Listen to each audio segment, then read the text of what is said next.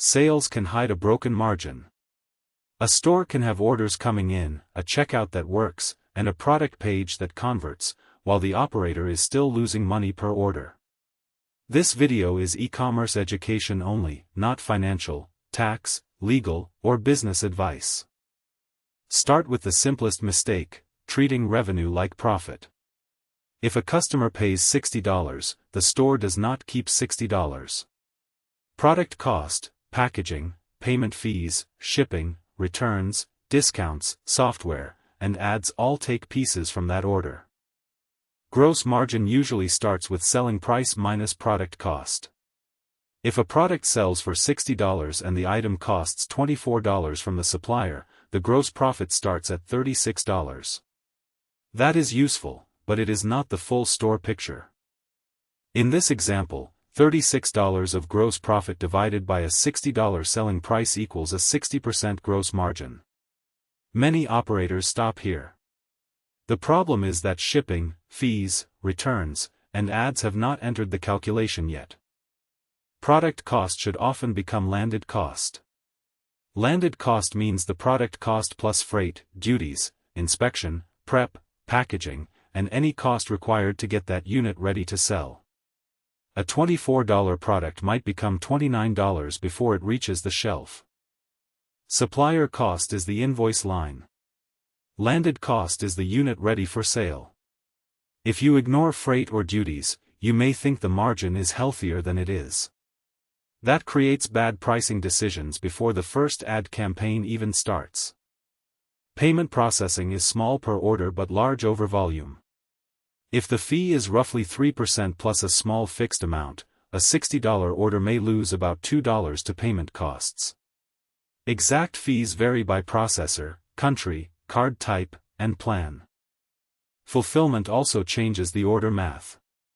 Pick and pack fees, mailer or box cost, label cost, carrier rate, and warehouse minimums can turn a good-looking product into a weak contribution margin. Do not average this too casually across very different products. Suppose fulfillment is $7 and payment fees are $2. Our $60 sale with $29 landed cost now has $22 left before ads, returns, software, and overhead. The margin story changed quickly. Contribution margin asks what the order contributes after variable costs. Variable costs are costs that move with orders: product, packaging, payment fees, shipping, fulfillment, refunds, and sometimes support. This number is usually more useful than gross margin for operators. Discounts are not just marketing copy. A 15% discount on a $60 product removes $9 from the top line. If the store was expecting $22 before ads, that one promotion may remove almost half of the cushion. Free shipping has the same issue. It can improve conversion, but the store still pays somebody for delivery. If shipping costs $6 and the product margin is thin, free shipping needs to be priced into the offer, not treated as a magic conversion lever. Returns are a margin leak many stores underestimate. A return may include reverse shipping, inspection, restocking, damaged packaging, support time, and lost resale value. A 10% return rate does not mean 10% of profit disappears, it can be worse. If 10 out of 100 orders return and each return costs $12 in shipping, labor, or lost value, that is $120 across the batch. Spread across every order, the return reserve is $1.20 per order. Ads sit on top of the cost stack. If contribution margin before ads is $20, and it costs $18 in ads to acquire the order only contributes $2 before overhead. That may not support software, payroll, rent, or mistakes. Two ad metrics matter here. CAC is customer acquisition cost, the cost to get one customer. MAR compares total revenue to total marketing spend. Neither metric guarantees profit. They only become useful when connected to contribution margin and repeat purchase behavior.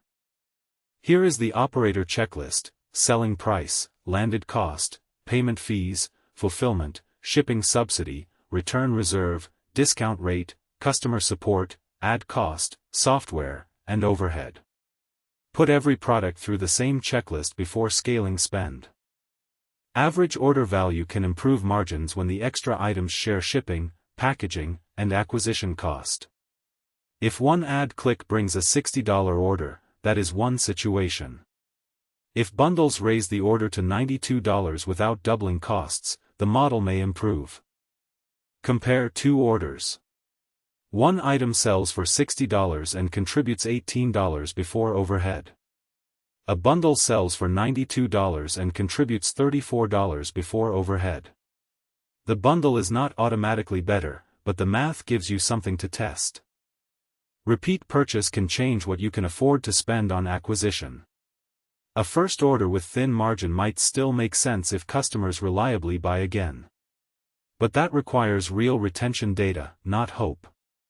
New stores should be careful with lifetime value assumptions. No margin model guarantees results. Supplier changes, shipping rates, ad auctions, conversion rate, product quality, refunds, and customer service can all move. Treat the spreadsheet as a decision tool, not a promise that profit will appear automatically. Take a $60 sale. Subtract $29 landed cost, $7 fulfillment, $2 payment fees, $1.20 return reserve, and $9 discount. That leaves $11.80 before ads and overhead. That $11.80 becomes the rough break-even ceiling for acquisition before overhead. If ads cost $14 per order, this example loses money before fixed costs.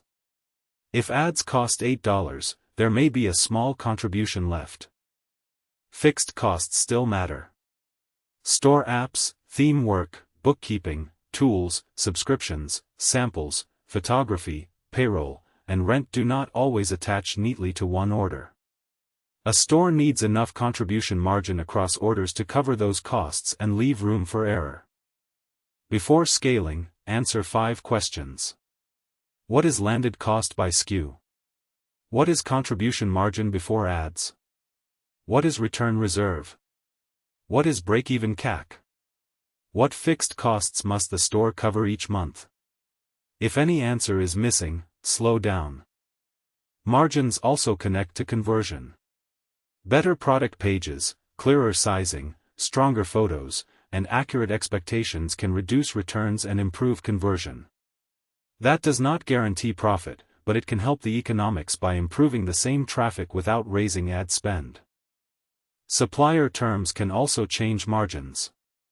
Better minimum order quantities, lower defect rates, improved packaging, or freight consolidation may improve landed cost. But pushing cost too low can damage quality. Margin work should not break the customer experience. Common leaks include over-discounting, underpriced shipping, high return rates, expensive packaging, slow fulfillment, weak bundles, inaccurate landed cost, and ad spend measured without contribution margin. Fixing one leak can be useful, fixing several can change the store. Make margin review a weekly operating habit. Pull top SKUs, refund rate, discount rate, shipping subsidy, ad cost per order, and contribution margin. Look for one leak to fix next week. That is more useful than staring only at revenue.